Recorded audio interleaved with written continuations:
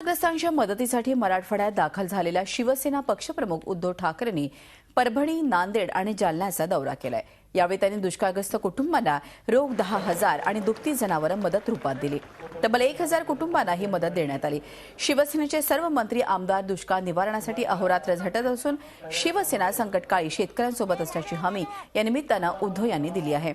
तर जालन्यात बोलताना उद्धव ठाकरेंनी निष्क्रिय प्रशासकीय अधिकाऱ्यांवर टीका केली आहे। प्रशासनातले अधिकारी नीट काम करत नसतील तर शिवसेना स्टाईलनं धडा शिकवण्याचा इशारा त्यांनी दिला आहे।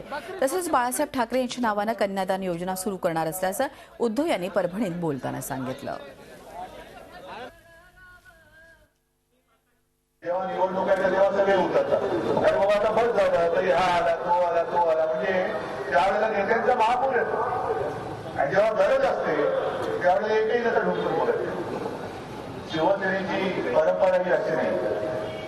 आज कोणत्याही निवडणुका नाहीत, कोणतेही काही असे काही विशेष कार्यक्रम नाहीत, पण एक आपलं कर्तव्य म्हणून इतर कोण काय करते मला कल्पना नाही, पण कर्तव्याला जाग लागली आमची परंपरा आहे, शिवसेनेची परंपरा आहे आणि ती परंपरा पुढे चालवण्यासाठी म्हणून आज सगळा हा लवाजमा मला पाहिजे। सगळे मंत्री आहेत, आमदार आहेत, यांना घेऊन मी तुमच्या सेवेसाठी आलो।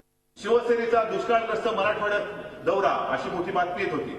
मग दादा भुसे तुमचे दौरे दाखवले, दीपक सावंतांचं दाखवलं, सगळ्या मंत्र्यांचे दाखवले आणि काही ठिकाणी शेतकरी सांगत होते की सरकारचं हे सरकारी अधिकारी ऐकत नाही। योजना खूप आहेत पण अधिकारीच ऐकत नाही, अधिकारी आम्हाला दादच देत नाही।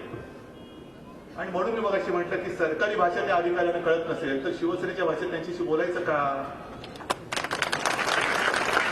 आणि मग जर का शिवसेनेच्या भाषेत नाईलाजाने बोलावं लागलं तर गुन्हेगार कोण, जबाबदार कोण?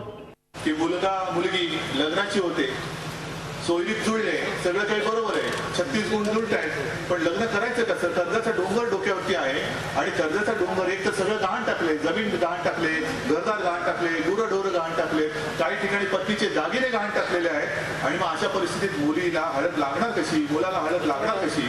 आणि त्या विवंचने सुद्धा आत्महत्या पूर्वी झालेली आहे। आणि ही विवंचना म्हटलं दूर कशी करायची?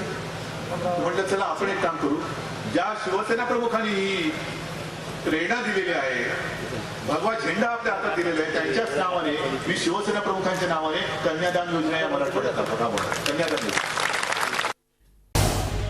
झी 24 तास रहा एक पाऊल पुढे।